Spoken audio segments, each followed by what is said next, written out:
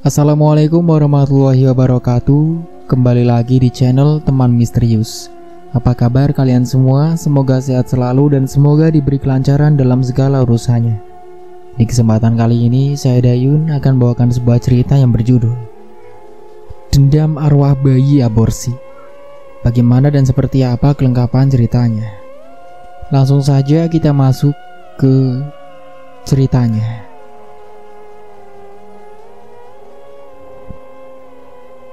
Pengalaman mistis ini berawal saat kakak sepupuku atau anaknya budeku, sebut saja Mbak Ani, berencana akan membeli sebuah rumah yang letaknya masih di area kota tempat kami tinggal.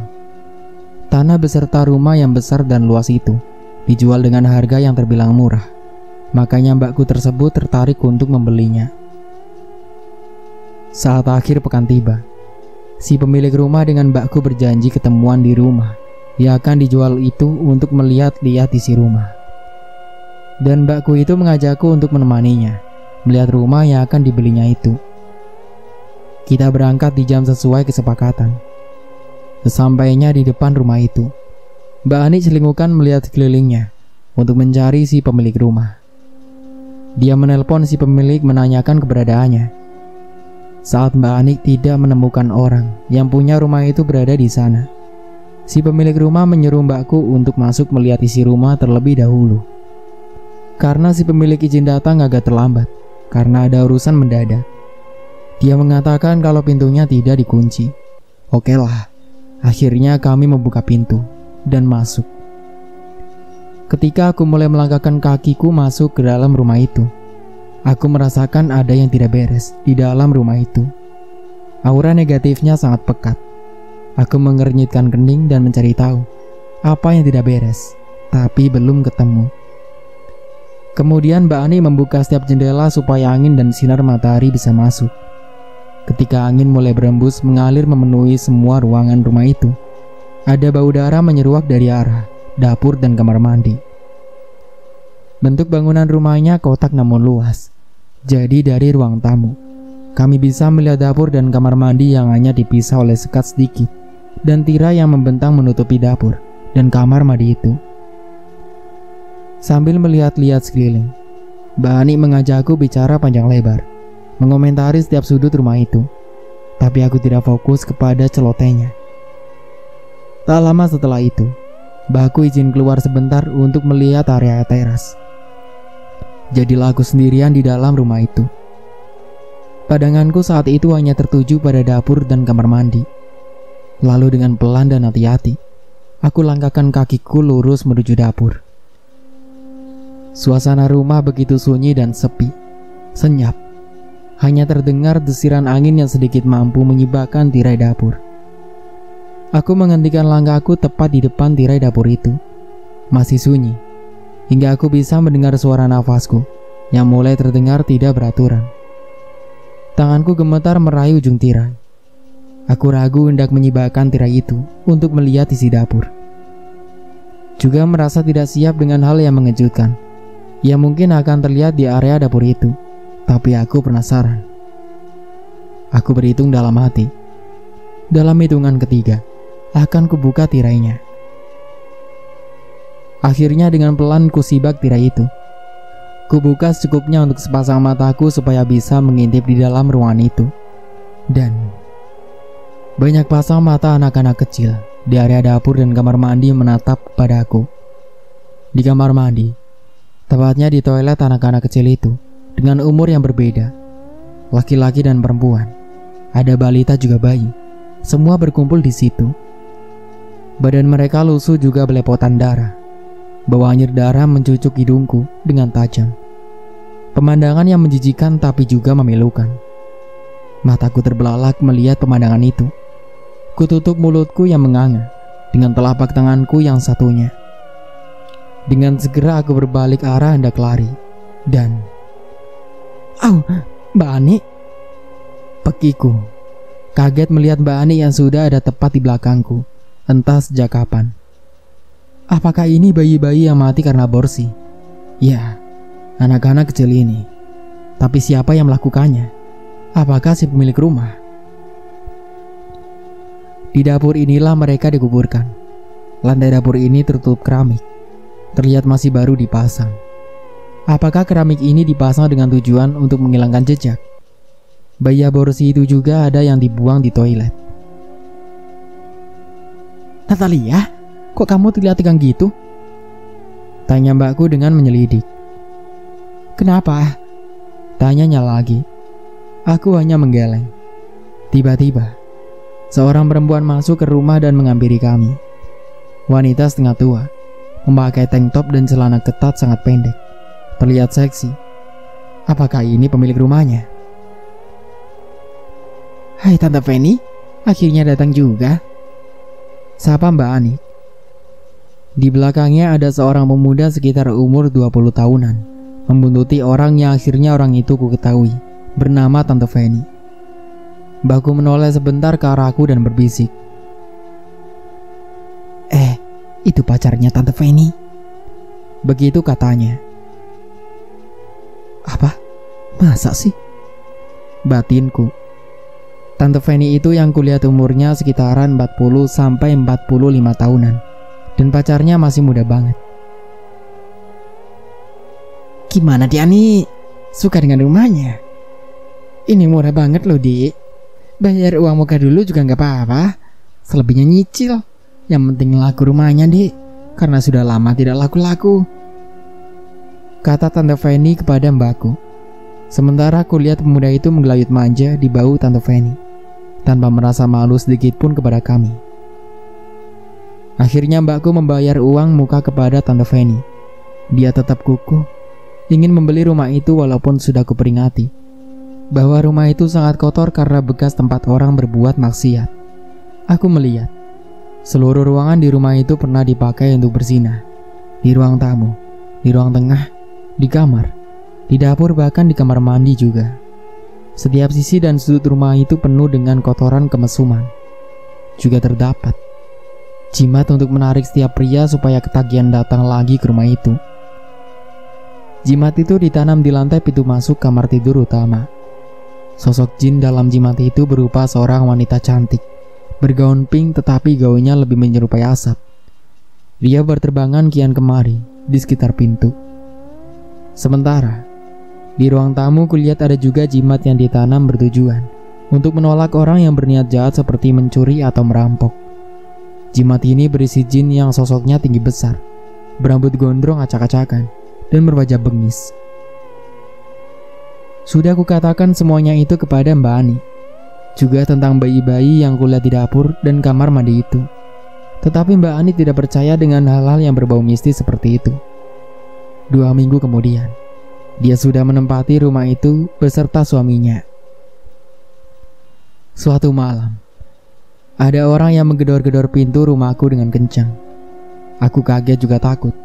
Siapa yang menggedor malam-malam begini? Siapa? Tanyaku. Aku nah, bukain pintu buruan. Suara Mbak Ani terdengar panik di luar sana. Kubuka pintu dan kulihat raut wajah Mbak Ani ketakutan dengan bibirnya yang terlihat pucat. Mbak, kenapa? Tanyaku sambil mempersilahkan masuk. Aku tidur di sini ya, nah. Tolong malam ini aja ya. Katanya memohon. Loh, suamimu kemana, Mbak? Tanya aku. Dia lembur, pulang besok pagi. Nanti hubungi dia kalau aku tidur di rumahmu. Katanya memohon. Kubimbing mbakku itu untuk duduk di ruang tamu. Kusuguhkan teh hangat supaya kepanikannya reda. Mbak, sebenarnya ada apa toh? Tanyaku dalam hati. Mbak Ani menyeruput sedikit teh hangat yang digenggamnya. Lalu dengan bibir bergetar, dia menjawab lirih. Ada suara bayi nangis di dapur, nah. Suaranya sangat pilu terdengar. Lalu disusul suara anak-anak kecil mengerang dan berteriak. Ketika aku cek dapur, di sana dapurku sudah tak beraturan. Padahal tadinya rapi, nah. Aku tersentak kaget. Juga di hari-hari sebelumnya, nah, saat aku mandi, ada suara anak kecil tertawa cekikikan. Saat itu kan ku nyalakan shower. Ketika shower menyala, suara cekikikan itu terdengar jelas. Tetapi saat suara itu dimatikan, suara itu hilang. Aku sudah menceritakan hal ini kepada suamiku, tapi dia berusaha meyakinkanku kalau itu hanya halusinasiku saja. Aku berpikir keras, bagaimana cara untuk membuktikan kepada mbakku kalau memang benar ada banyak janin yang dikubur di rumah itu. Ya, aku harus menemui dan bertanya kepada Tante Fanny selaku pemilik rumah yang sebelumnya. Akan kulakukan. Seketika aku merasa mual dan dihujam oleh perasaan tertekan yang tiba-tiba mengimbit emosiku ketika mengingat anak-anak dan bayi yang ada di dapur rumah Mbak Ani itu. Mereka berpakaian lusuh, juga ada yang telanjang. Pemandanganku tidaklah begitu mengerikan, masih di batas wajar, karena mereka memang tidak dirawat. Ya, seperti itulah kalau tidak dirawat. Pemandangan yang tidak wajar adalah ketika aku lihat tubuh mereka belepotan darah, berbau amis darah. Oke lah, akhirnya esok di sore harinya aku ajak mbakku itu berkunjung ke rumah Tante Fanny. Aku juga tidak terima kalau semua apa yang kulihat itu dianggap hanya ngarang cerita dan hasil dari kaluan yang hakiki. Jadi semua perlu dibuktikan. Nah, masa kita mau bertanya tentang hal pribadi kepada Tante Fanny sih? Kan gak enak, gerutu Mbak Ani. Dia rupanya tidak yakin dengan ideku. Serahkan kepada aku, Mbak. Aku hanya ingin Mbak Ani mengetahui sendiri kalau apa yang kulihat itu benar, kataku sambil bersiap-siap untuk berangkat. Gak cukup kalau Mbak kemarin hanya mengadakan syukuran bagi-bagi nasi saat menghuni rumah itu. Perlu doa khusus, Mbak, supaya Mbak tidak diganggu, kataku menjelaskan banyak lebar. Mbak juga jangan asal tergiur karena harga rumahnya murah, kataku menambahi. Dan Mbak Ani hanya menunduk saja. Kami duduk bertiga di ruang tamu di rumahnya Tante Fanny, seperti yang sudah-sudah. Ini tante tua berpakaian super minim saat menemui tamu. Gak sopan amat. Ada apa? Jeng-jeng cantik ini ingin menemuiku? Tanyanya ramah sambil menyilangkan kakinya lalu menyalakan sebatang rokok di tangannya. Menyedot rokok itu dan mengembuskan asapnya ke udara. Terlihat menikmati. Tante, mbakku ini digangguin arwahnya bayi dan anak-anak yang berada di dapur dan kamar mandi. Sekarang katakan, sudah berapa janin yang tante gugurkan di tempat itu? Tante mau mencoba menipu kami dengan cara menjual murah rumah itu ya? Padahal tante menjualnya karena capek diteror oleh mereka kan? Kalau tante gak jujur, mbakku membatalkan pembelian rumah itu. Toh masih membayar DP-nya saja kan? Belum sampai mencicil. Tanyaku pelan dan sopan, tapi sanggup membuat Tante Fanny terperangah mendengarnya. Nah, sudahlah, bisik mbakku sambil mencolek-colek tanganku. Tapi ku kebaskan tangannya. Tante Fanny terlihat kelabakan. Dia diam sejenak sebelum akhirnya menjawab pertanyaanku yang mencercanya itu. Aku membunuh bayi-bayiku dengan tanganku sendiri karena aku menyayangi mereka, katanya lirih sambil menunduk. Mbak Ani terkejut mendengar pengakuan Tante Fanny. Sudah berapa janin yang tante gugurkan? Tanyaku menyelidik, karena yang kulihat ada sekitar 5 atau 6 bayi. Aku lupa, Jeng, tapi lebih dari 2, katanya. Entah dia memang lupa atau tidak mengakui, entahlah. Dikubur di dapur ya? Juga dibuang di toilet? Tante Fanny hanya menunduk. Aku tidak punya pilihan, Jeng. Suamiku bekerja di luar negeri bertahun-tahun. Lalu aku khilaf menjalin hubungan dengan Romi, pemuda yang biasanya nongkrong di tempat karaoke. Semua nama dan tempat disamarkan. Diceritakan bahwa suami Tante Fanny 3 tahun yang lalu pergi bekerja di Malaysia, tetapi dengan proses ilegal. Terpaksa dia meninggalkan istri dan kedua anaknya untuk nekat pergi ke Malaysia melalui jalan tikus karena terlilit utang.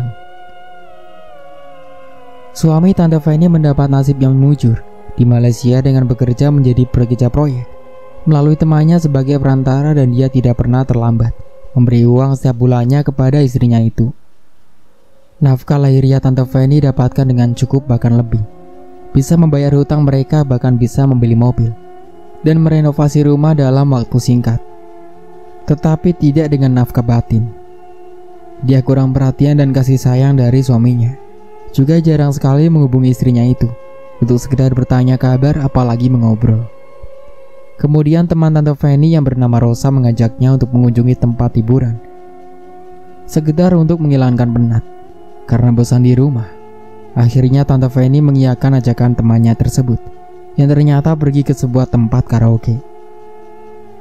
Awalnya Tante Feni canggung dengan suasana tempat karaoke yang berisik, karena alunan musik disco yang memegahkan telinga, juga berbau asap rokok dan gelas serta botol miras yang berserakan membuatnya mual. Banyak para wanita berpakaian minim dan menantang, berusaha membuat kaum adan membokinya. Beberapa sudut terdapat pasangan bukan murimnya bercumbu mesra. Ayolah Feni, bersenang-senanglah. Kita dulu sering ke tempat ini kan? Tante Feni hanya tersenyum kecut. Hai Mami Rosa, cantik banget malam ini. Sedang bersama siapa, Mam? Tanya seorang pemuda sambil merangkul Tante Rosa. Pemuda maskulin itu melihat Tante Feni yang sedang duduk di hadapannya, menatap dari atas ke bawah.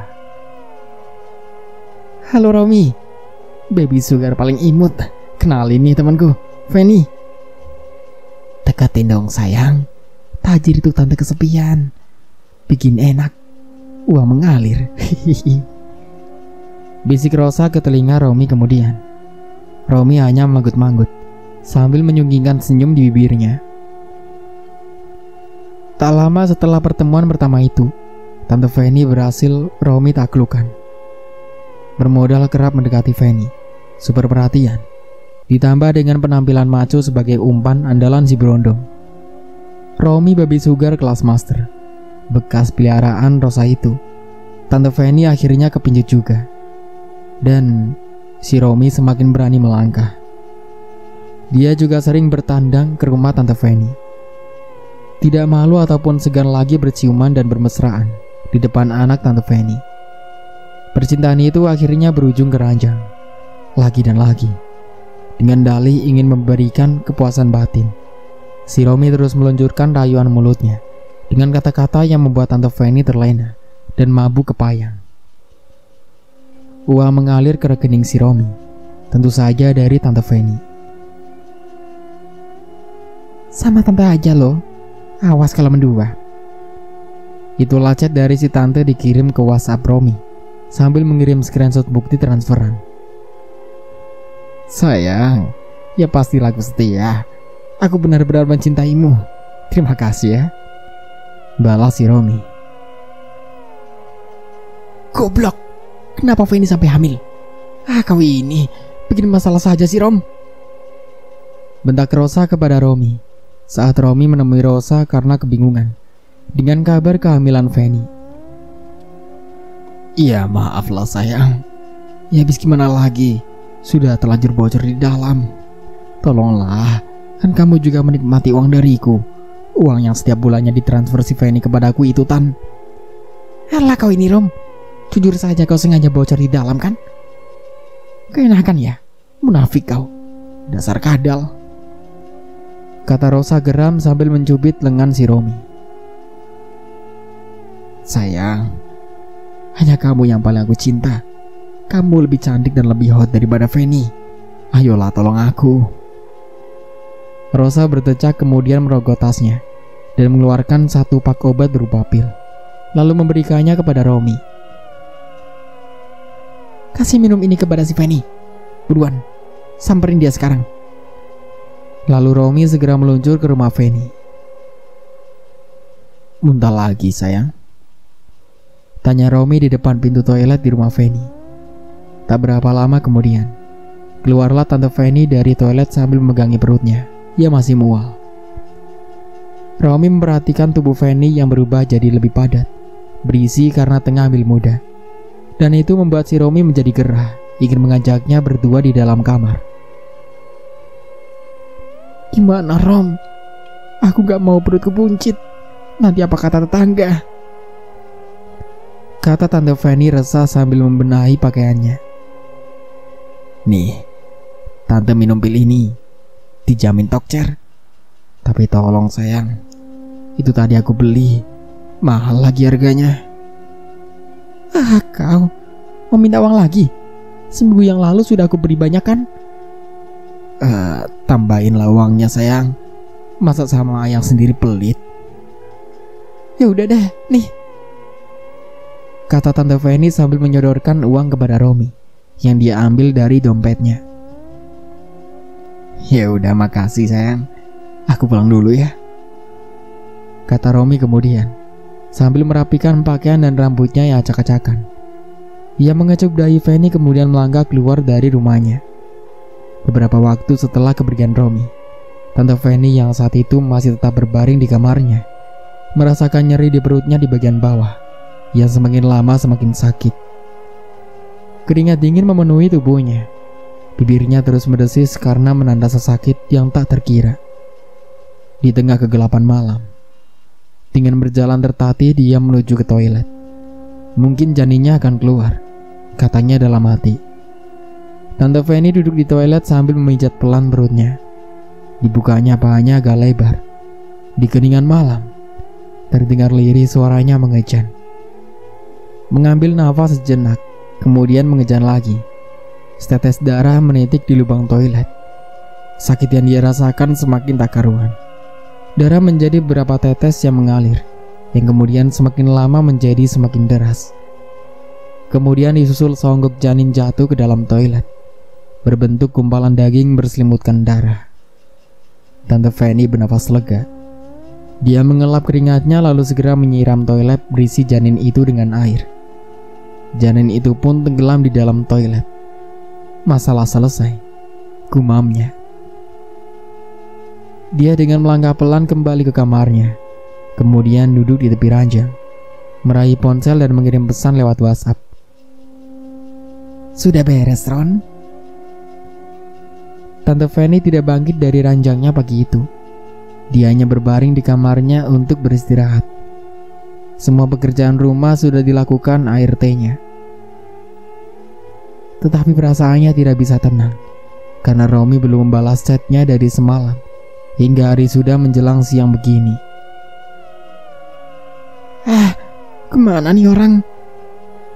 Gumamnya sambil memencet nomor Rosa untuk bertanya di mana si Romi dengan cara menelpon temannya itu. Siapa tahu si Rosa tahu keberadaan si baby sugar maco itu. Telepon diterima, tetapi bukan jawaban yang didengar Tante Fanny, melainkan suara cekikan dari seorang pria dan wanita, diringi suara dentuman musik dan dangdut koplo. Rupanya kedua orang yang sedang ditelepon itu tengah mabuk karena miras. Terdengar dari caranya membalas telepon dari Tante Fanny. Itu seperti suara Romi dan Rosa, kata Tante Fanny dalam hati. Kemudian dia menyalakan GPS untuk mencari tahu di mana posisi Rosa sekarang. Dan GPS menunjukkan kalau Rosa ada di rumahnya bersama Romi. Ngapain mereka? Tante Fanny bangkit dari ranjangnya dengan pelan, karena perutnya masih merasa sakit. Berganti pakaian, lalu meminta sopir untuk mengantarnya ke rumah Rosa. Hati dan pikirannya sudah berkecamuk tak karuan, marah dan cemas karena perihal Romi, kekasihnya itu. Setiba di rumah Rosa, Tante Fanny langsung nyelonong masuk karena ternyata pintu rumah Rosa tidak dikunci. Dia langsung menuju ke sumber bunyi, yaitu di kamar Rosa. Matanya terbelalak tak percaya saat dia melihat isi kamar Rosa. Di sana berbaring dua orang yang tubuhnya hanya dibalut satu selimut, dalam keadaan setengah sadar karena pengaruh alkohol. Pakaian mereka berserakan di lantai. Begitu juga dengan botol dan gelas bekas minuman keras. Romi dan Rosa tak kalah terkejutnya karena melihat Fanny yang tiba-tiba sudah berdiri di depan mereka. Segera Romi memakai pakaiannya, lalu bangkit dari tempat tidur dengan sempoyongan dan menghampiri Fanny sambil bilang, "Sayang, ini tidak seperti yang kau lihat." Segera Fanny memalingkan mukanya. berbalik arah dan pergi keluar dari rumah Rosa sambil terisak dengan tidak berkata apapun lagi. Bodohnya aku dengan mudahnya percaya dan mencintai Raumi. Begitu katanya di sela-sela isak tangisnya. Dalam kurun waktu seminggu kemudian, keadaan tubuh Tante Fanny sudah pulih. Dia juga sudah memutuskan hubungannya dengan Raumi dan Rosa. Tetapi karena sakit hatinya tidak kunjung sembuh, dia kerap pergi ke bar untuk menghibur diri dengan minum dan merokok dengan diantar sopirnya. Ternyata perbuatan Tante Fanny tidak putus dengan Raumi saja. Dia kerap melakukannya dengan banyak lelaki yang ada di bar ataupun sopirnya. Singkat cerita, datanglah temannya dari anak Tante Fanny, sebut saja namanya Jonas. Dan ternyata Tante Fanny dan Jonas pun kerap sekali berhubungan, bahkan melakukan berhubungan badan. Dan pada satu saat Jonas kalut saat mengetahui bahwa Tante Fanny hamil. Ada penghakiman yang tertuju untuk dirinya sendiri, mengucapnya terus-menerus dari tadi. Bodoh kau, Jo, bukan manusia kau. Harusnya kamu menghormati dia seperti tantemu sendiri. Kenapa malah menghampirinya? Sekarang bagaimana? Bagaimana? Jo menjabak dan memukuli kepalanya sendiri sambil meracau tak jelas dengan kata makian. Jawab Tante, itu anak siapa? Tanya Jo lagi, kali ini dengan tatapan emosi kepada Tante yang berdiri di hadapannya. Semoga bukan anakku, batin si Jonas. Tante menghindari tatapannya itu karena takut, dan sambil menunduk ia mencoba mengingat-ingat. Sudah beberapa bulan ia tidak mendapatkan haid. Ternyata sudah hampir 3 bulan dia tidak memakai pembalut. Dan 3 bulan yang lalu, ia ingat peristiwa di suatu malam ketika Pak Ferry si pejabat itu mengajaknya ke villa pribadinya bersama beberapa orang teman dan keluarga untuk merayakan hari ulang tahunnya Pak Ferry. Mereka pesta pora di sana dan tentunya mabuk. Dalam keadaan yang kesadarannya sudah berkurang, Pak Ferry membimbing si tante untuk naik ke tangga menuju kamar yang terletak di lantai atas. Dia menyuruh Tante Fanny supaya beristirahat saja. Sebenarnya tidak ada keinginan bagi Tante Fanny untuk menjalin hubungan lebih dari teman dengan Pak Ferry. Selain karena postur tubuhnya yang gemuk dan hidungnya yang bulat seperti kentang, Tante Fanny kerap melihat Pak Ferry juga bersikap ringan tangan kepada bawahannya. Sifat temperamental ini juga yang membuat Tante Fanny hanya mau menganggapnya teman saja, tidak lebih. Dia takut suatu saat dia juga akan ringan tangan kepadanya. Malam itu di villa, di kamar lantai atas, Pak Ferry membaringkan tubuh Tante Fanny yang sudah lemas dan loyo akibat minuman keras ke atas pembaringan dengan sedikit kasar. Dan tanpa minta izin dulu dari pemilik tubuh, dia melucuti pakaian Tante Fanny. Jangan Pak, saya tidak mau, kita hanya teman, kata Tante Fanny.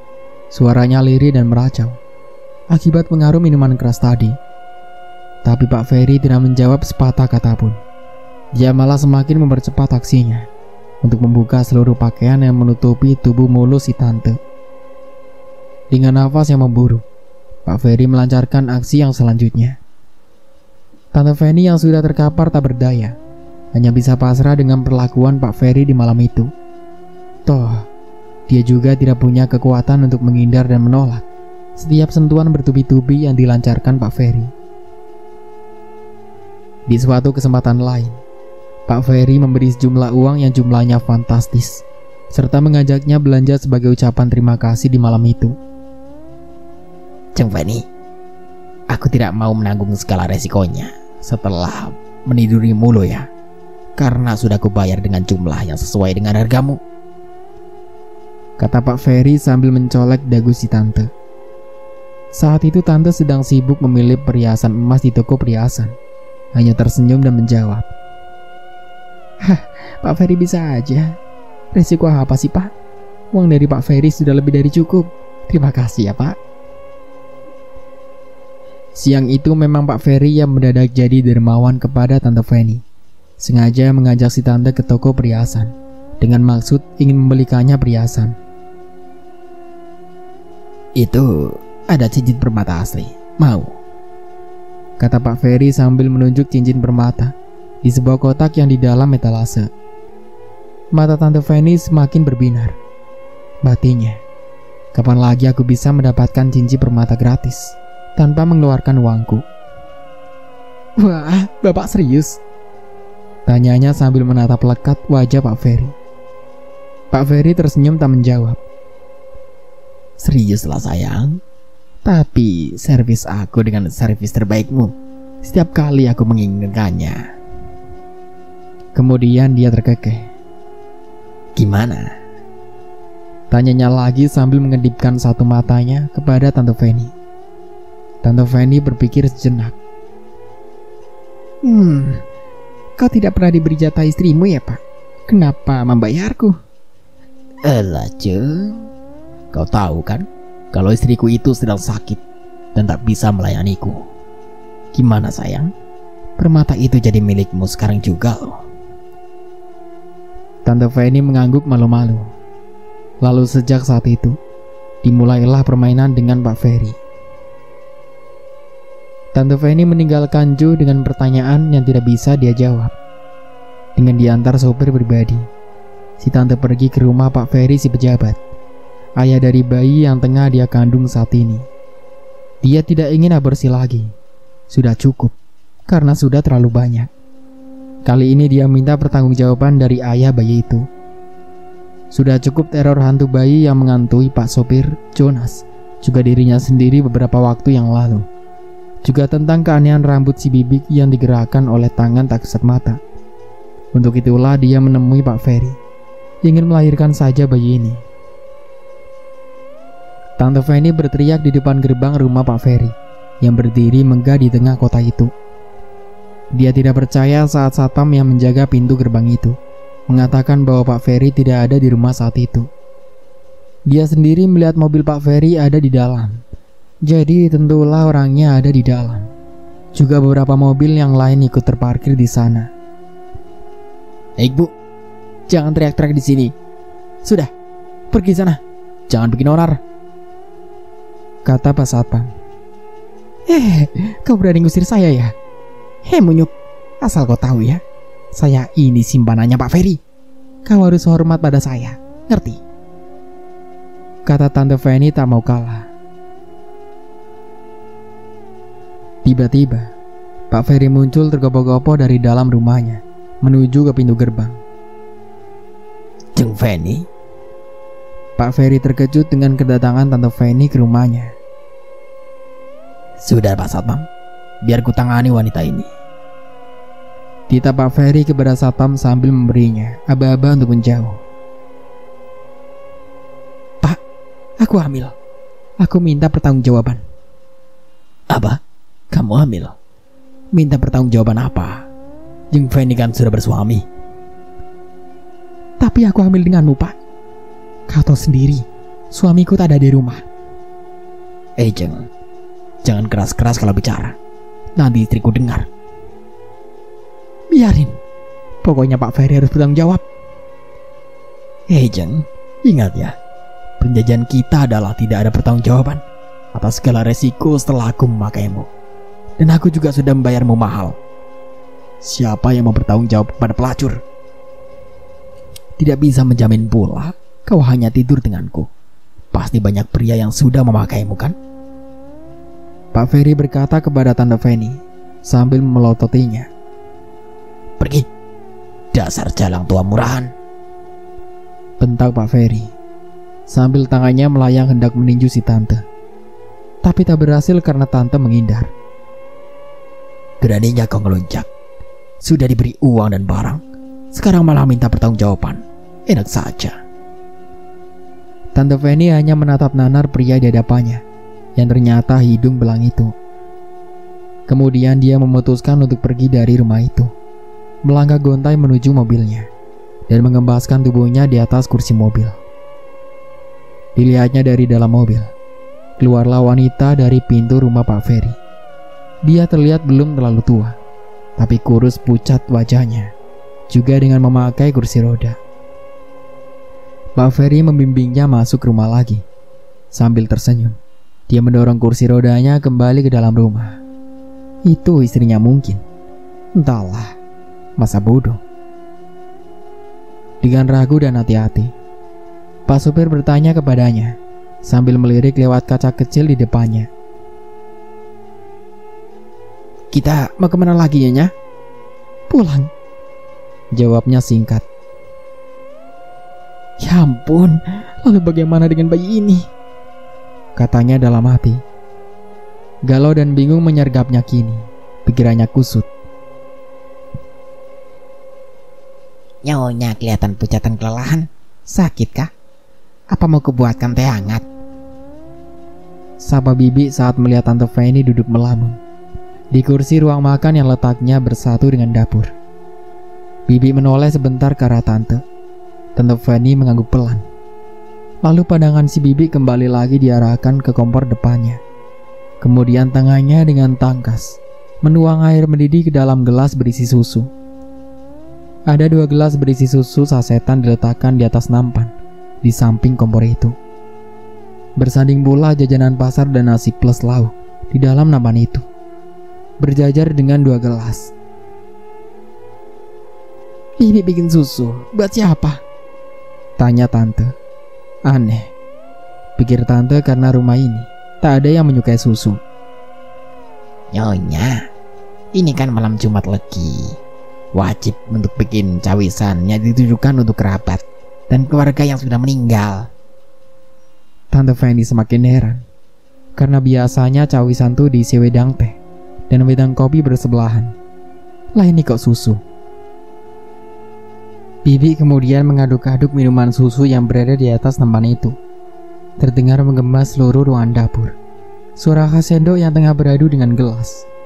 Disusul kemudian dengan suara Bibi yang kemudian menyanyi tembang Jawa lagi. Lirih terdengar. Tapi hal itu membuat Tante Fanny jadi ingat akan suatu peristiwa ketika Tante Fanny dulu pernah mengintip si Bibi yang tengah duduk bersimpu di lantai dapur sambil menyanyikan tembang Jawa dan berkata-kata kepada anak-anak yang tak kasat mata.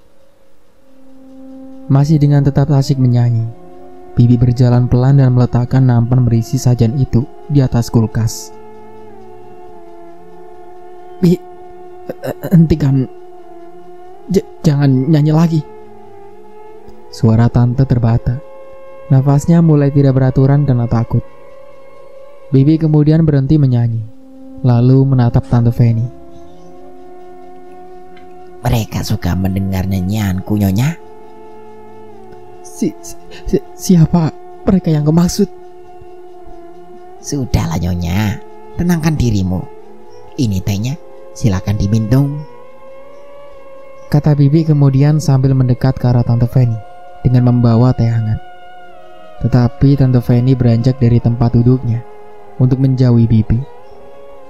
Kemudian dia terjatuh karena tidak hati-hati melangkah. Bibi dengan sigap meraih tangan Tante untuk menolongnya. Nyonya demam ya? Ini tangan Nyonya kok panas sekali. Ayo ku bimbing ke kamar, kata Bibi. Dia merasa agak cemas saat mendapati nyonyanya ternyata tengah terserang demam.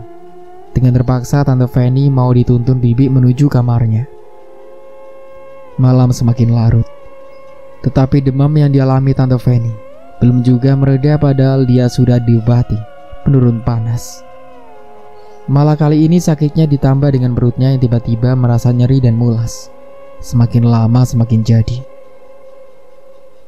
Bi, jangan bilang siapa-siapa kalau aku sedang sakit.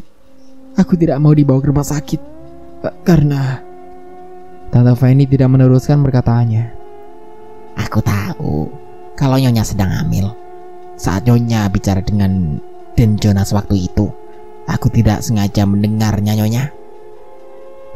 Tante Fanny terkejut mendengar penuturan Bibi, tapi dia hanya menatap wanita tua itu, tidak menjawab sepatah kata pun.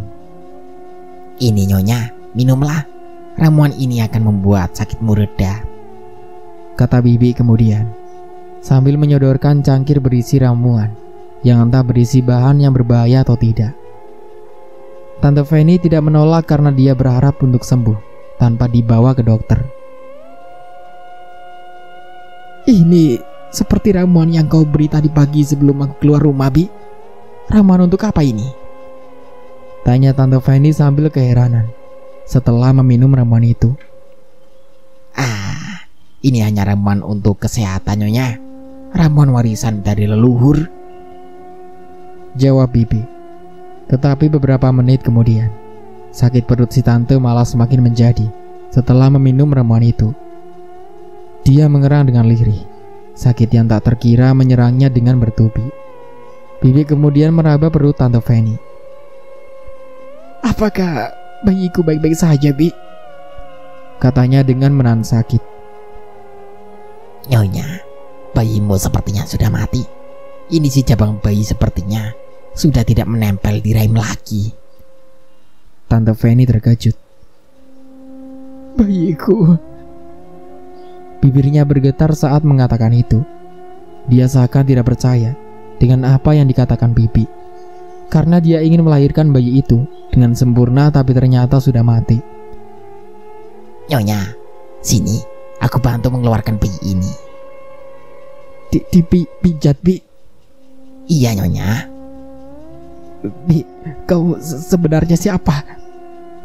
Dulu aku adalah tekun bayi, Nyonya. Aku menolong banyak orang yang melahirkan. Aku senang melihat bayi lahir, karena aku mandul, tidak pernah bisa hamil.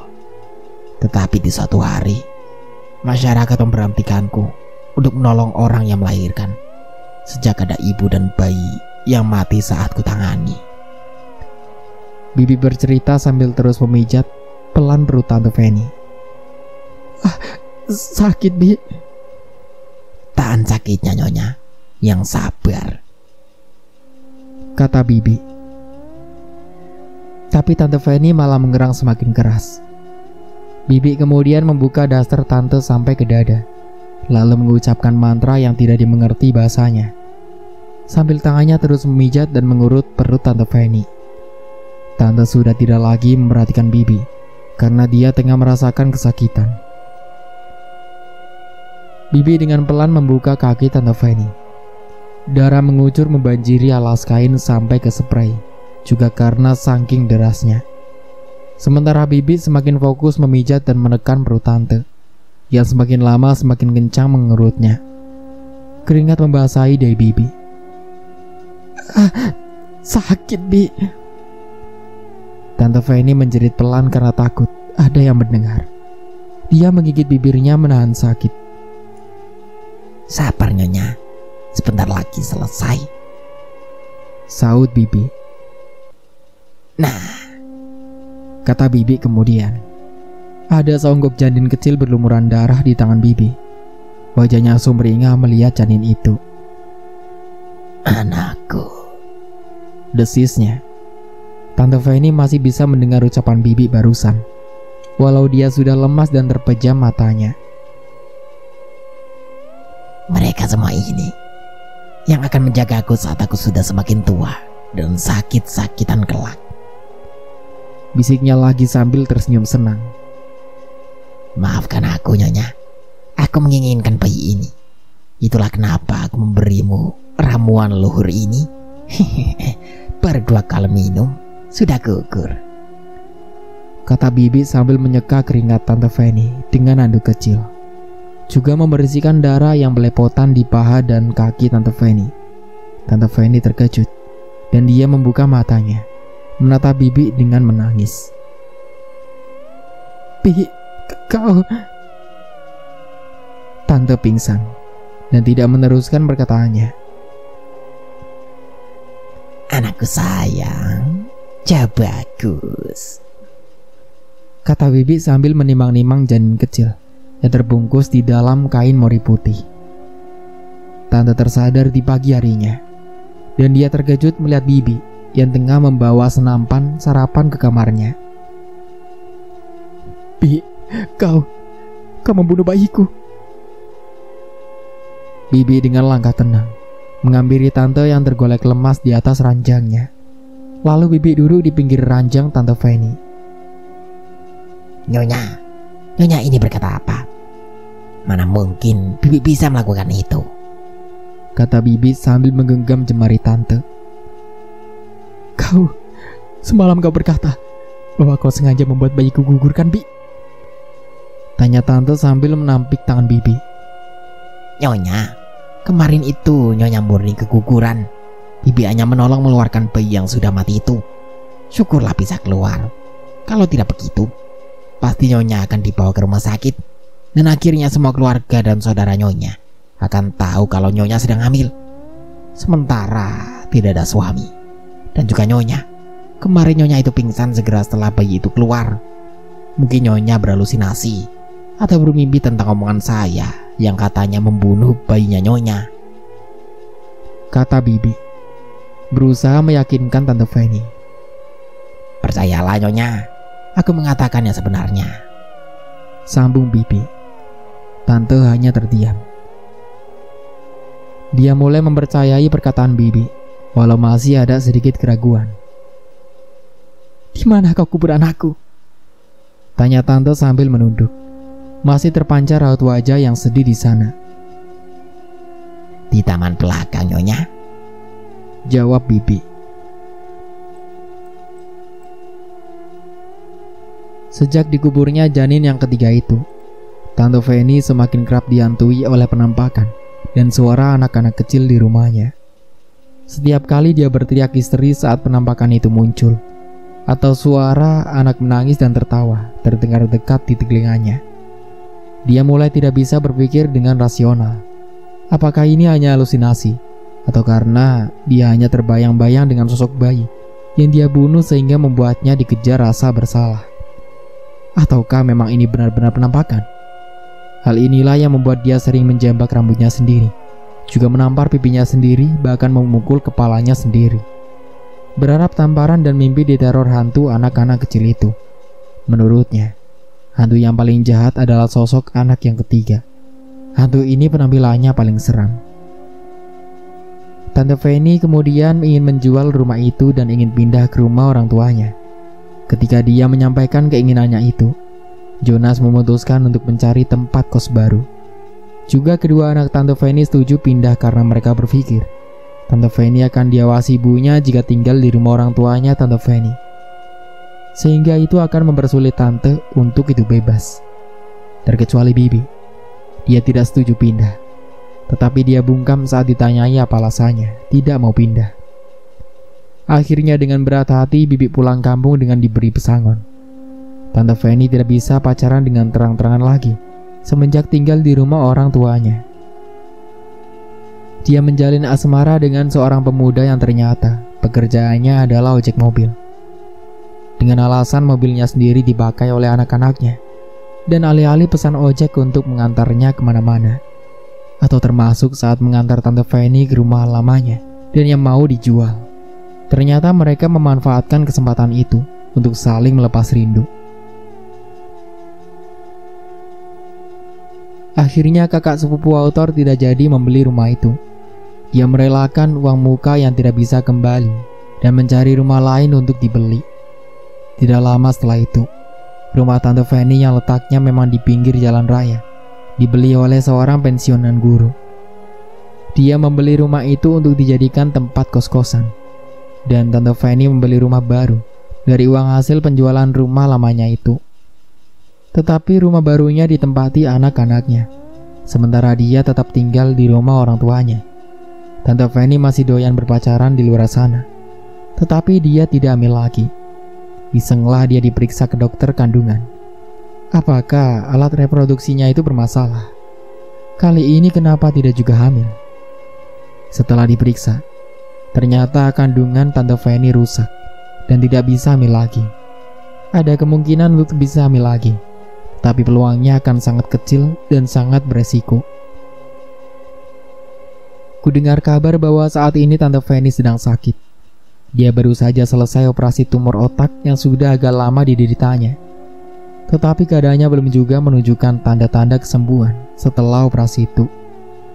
Bahkan setiap kali, nyeri masih kerap menyerang kepalanya, terlebih di malam hari. Hidupnya tergantung obat-obatan. Rutin kontrol ke dokter adalah kegiatannya sekarang.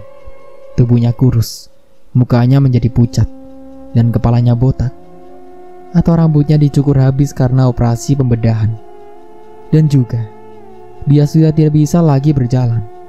Dia memakai kursi roda untuk memudahkannya bergerak. Kenapa keluarganya, terutama anak-anaknya, tidak membenci dan menghakimi Tante Fanny karena perbuatan dosanya dulu? Karena Tuhan telah menghukumnya dengan yang setimpal. Dan begitulah akhir dari ceritanya. Semoga dari cerita ini kita bisa ambil hikmah dan pelajarannya. Sampai jumpa kembali di cerita baru berikutnya. Saya Dayun pamit undur diri. Kurang lebihnya mohon maaf. Wassalamualaikum warahmatullahi wabarakatuh.